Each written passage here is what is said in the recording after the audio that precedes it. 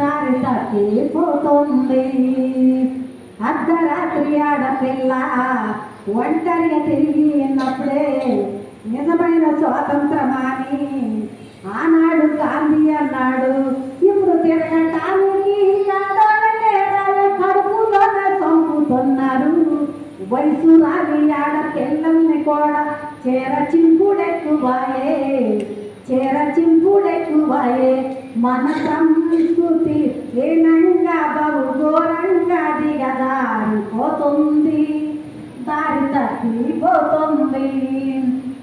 ఆడోళ్ళ ప్రాణాల కన్నా మానాన్ని విలువించే దేశం, చలనచిత్రాలు గీసేటి స్త్రీలు, మోకాళ్ళపైకి మెట్టిలు, ఇక ఉల్లి పొల్ల సేవ చేస్తున్నాయే, జాకెట్టులు చేస్తున్నాయే.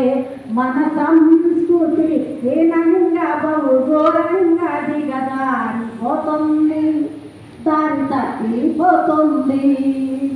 ఆనాడు చదువుకున్నారు, ఈనాడు చదువుకున్నారు. ఉద్యోగము లేక యువత వలసెళ్ళిపోతుంది చూడు. ఉద్యోగులు వేసే నేతలు విద్యార్థులకి గుండె కోతలు.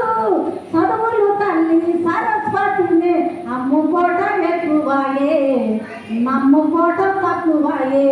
మన సంస్కృతి ఏనంగా బహు ఘోరంగా దిగదారిపోతుంది, దారి తప్పిపోతుంది.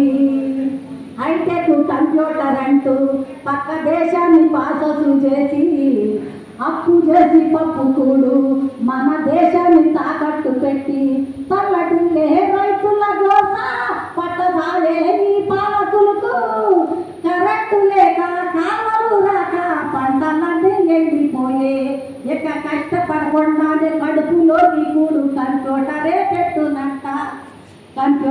పెట్టునంట. మన సంస్కృతి హీనంగా బహు ఘోరంగా దిగదా